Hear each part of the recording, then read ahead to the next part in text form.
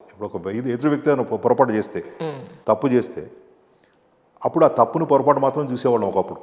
ఇప్పుడు ఏంటి దానికి రీజన్ చూస్తాం. Exactly, it's all about maturity. We don't know what's happening in their life. ఒక వ్యక్తి ఒక పర్టికులర్ పార్టీలో బిహేవ్ చేస్తానంటే కారణం ఏమై ఉండొచ్చు, ఏదైనా ఉండొచ్చు. అతనికి ఏమి ఇబ్బందులు ఉన్నాయో, ఏం సమస్యలు తెలియదు. అట్లాంటప్పుడు తొందరపాటు రియాక్ట్ అయ్యి వాళ్ళతో మాట్లాడడం కన్నా కొంచెం ఓపికగా మాట్లాడి అడిగి తెలుసుకుంటే, once you understand the reason behind their behaviour, calm అయిపోతాం మనం. కేవలం బిహేవియర్ని మాత్రమే చూస్తే కోపం వస్తుంది, ఇలా ఎందుకు చేశారని. కరెక్ట్. ఆ బిహేవియర్ రీజన్స్ కూడా తెలిస్తే కరెక్ట్. లైఫ్ జర్నీలో ఇంతకాలం చేసిన తర్వాత చూసిన తర్వాత నేర్చుకుంది ఇదే కదా. ఒకప్పుడు క్విక్గా కోపం వచ్చి ఉండేదేమో, హార్ష్గా కూడా ఉండేవాడినేమో. మేబీ ప్రొఫెషన్ కూడా ఒక రీజన్ అయ్యి ఉండొచ్చు. ఎందుకంటే day in and day out we deal with lot of crime చేసిన వ్యక్తులతో డీల్ చేస్తూ ఉంటాం కాబట్టి ఆ క్రమంలో మనకు తెలియకుండానే కొంత ఇన్ఫ్లుయెన్స్ చేసి ఉండొచ్చు మనం. But I believe in one thing, మనకు జన్మతా ఉన్న లక్షణాలు కానివ్వండి, మన గ్రూమింగ్, మన పెంపకంలో వచ్చినాయి కానీ, దట్స్ యువర్ హార్డ్వేర్. హార్డ్వేర్ ఎప్పుడు మారదు. అది మన వృత్తి, మన వ్యాపకంలో ఇవన్నీ కూడా సాఫ్ట్వేర్. ఇవి మారుతుంటాయి, క్రమంగా కాన్స్టెంట్గా మారుతుంటాయి. అది మారదు. సో మన హార్డ్వేర్ సాఫ్ట్వేర్ రెండు సింక్లో ఉంటే will prosper in life. Sachin Tendulkar తీసుకొచ్చి శ్రీ చైతన్యంలో చేరిస్తే క్యారియర్ ఏమైపోయేదో. అతను హార్డ్వేర్ స్పోర్ట్స్, లక్కీలీ వాళ్ళ ఇంట్లో పేరెంట్స్ ఐడెంటిఫై చేసి స్పోర్ట్స్ లైన్లో పెట్టారు కాబట్టి హార్డ్వేర్ సాఫ్ట్వేర్ సింక్లో ఉంటే people they prosper. Correct.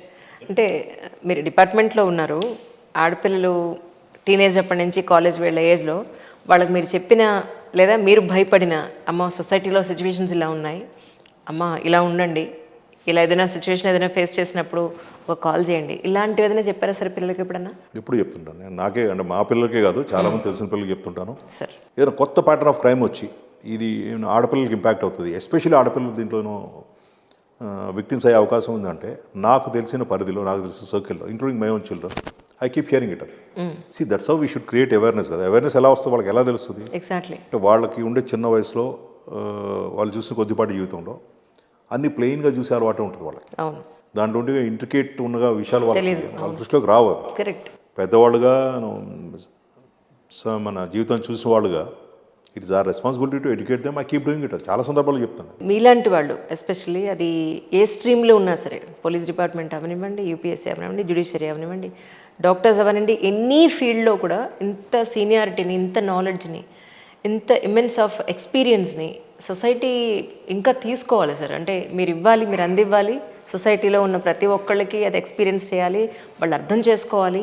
And moreover, నేను రిటైర్ అయిపోయాను చాలు, ఇన్నాళ్ళు నేను చేసిన ఇది చాలు అని మీరంతా మీ పర్సనల్ లైఫ్లో బిజీగా ఉండకుండా కొంత స్వార్థం మానుకుని సొసైటీకి ఇంకా లేదు, మారల్ పోలీసింగ్లో నేను ఉండాలి. మారల్ పోలీసింగ్ తప్పని చాలామంది అంటుంటారు, but I don't think so sir. ఇప్పుడు రోడ్డు మీద ఈ రోజున, ఎస్పెషల్లీ ఈ రోజుల్లో, ఒకళ్ళు యాక్సిడెంట్ అయ్యి పడిపోయి బ్లీడ్ అవుతుంటే వీడియోలు తీసుకుంటున్నారే తప్ప, ఎక్కడో ఎందుకు గొడ్డలితోటి మెడ కట్ చేసేసి అంత హత్య జరుగుతూ ఉంటేనే ఎవరు ఆపని ఈ రోజుల్లో ఎందుకు ఇలా చేస్తున్నావు అని క్వశ్చన్ చేసే వాళ్ళు లేకపోవడం వల్ల కదా. సో ఈ మోరల్ పోలీసింగ్ తప్పెలా అవుతుంది మీరు చెప్పండి? అసలే కాదు. ఎందుకంటే ఆ ఇన్సెన్సిటివ్నెస్ ఏదైతే ఉందో, నాకెందుకు అలాంటి నిర్లిప్తభావం అనేది. సి వన్ థింగ్, ఒకటి ఎప్పుడైతే మనం ఇవాళ ఎదురు వ్యక్తి ఉన్న సిచ్యువేషన్లో రేపు మనం కూడా ఉంటామన్న ఆలోచన మనకు వచ్చినప్పుడు డెఫినెట్గా బాధ్యతాయుతంగా ఫీల్ అయ్యి అక్కడ రియాక్ట్ అవుతాం.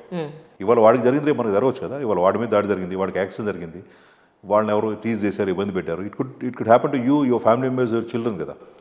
ఆ అవేర్నెస్ ఉన్నసేపు ఉంటుంది, చెప్పాల్సిందే చెప్తాం. ఐ టెల్ యూ, అంటే నేను రిటైర్ అయిపోయిన తర్వాత బుక్స్ చదువుకుంటాను అందుకు మీరు అన్నారేమో, still I have to carry my responsibility అని. Let me also tell you one thing, అంటే కీపింగ్ అసైడ్ మై ప్రొఫెషన్, నాకు దగ్గరగా ఉండే సర్కిల్స్ చాలామంది, స్నేహితులు, బంధువులు, పరిచయస్తులు, చాలా సందర్భాల్లో వాళ్ళకైనా సమస్య వస్తే ముందు స్థానికంగా ఉండే పోలీస్ స్టేషన్కి ఇంకడికి వెళ్ళే ముందు నాతో చర్చిస్తారు, ఇలా జరిగింది, ఏం చేస్తే బాగుంటుందని.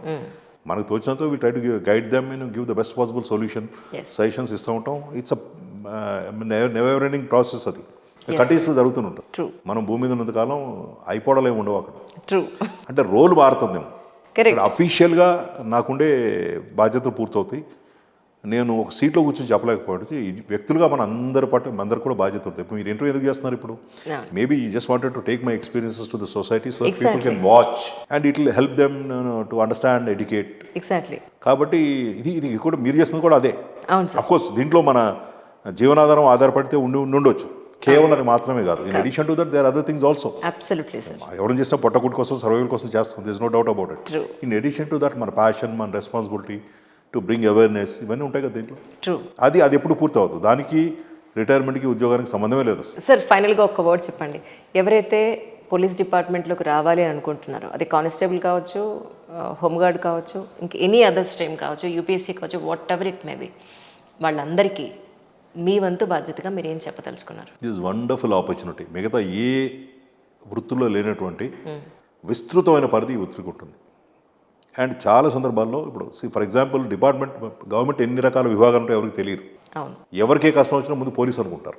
చాలా సందర్భాల్లో మాకు సంబంధం లేని విషయాలు, ల్యాండ్, చిన్న పంపు దగ్గర నల్ల దగ్గర గొడవ పెట్టుకున్నా, ఏ గొడవ ఉన్నా కానీ ఫస్ట్ గుర్తొచ్చేది పోలీసే. కాబట్టి మన పరిధిలో ఉన్నప్పటికీ లేనప్పటికీ వాళ్ళ కాసేపు వాళ్ళతో మాట్లాడి వాళ్ళని గైడ్ చేసి చేయడం వల్ల చాలా ఊరట కలుగుతుంది. దానివల్ల మనకు సంతృప్తి కలుగుతుంది.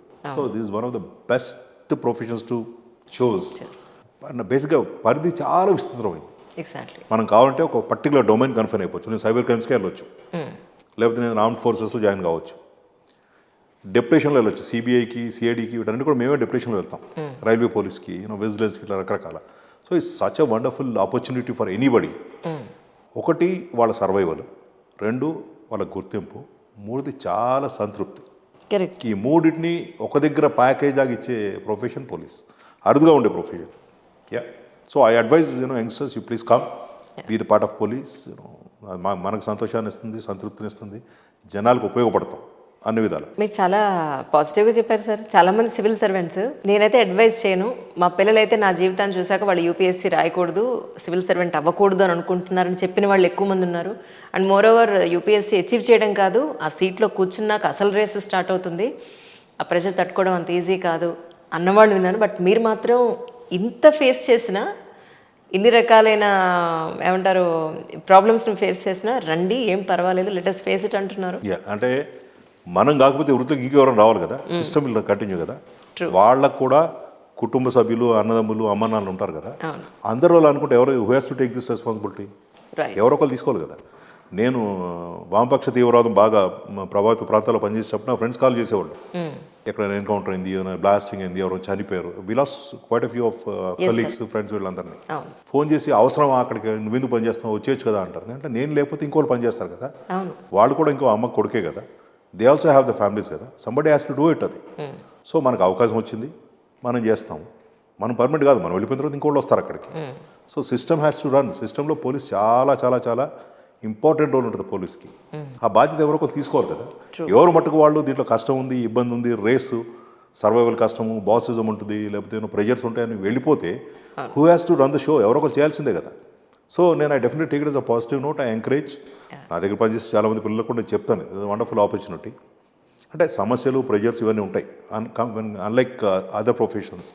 దాంతోపాటు గుర్తింపు, గౌరవం కూడా ఉంటుంది కదా. కష్టం లేకుండా how do you get all these things? నేనేమంటాను, గుర్తింపు, గౌరవము, సంతృప్తి, ఈ మూడు రావాలంటే ఏమి చేయకుండా ఇంట్లో కూర్చుని ల్యాప్టాప్ మీద పనిచేస్తే ఇవన్నీ వస్తాయా? రావు కదా. కరెక్ట్. సో మనం చేయకపోతే ఒక ఇంకెవరైనా చేస్తారు ఈ వృత్తి. Why not we?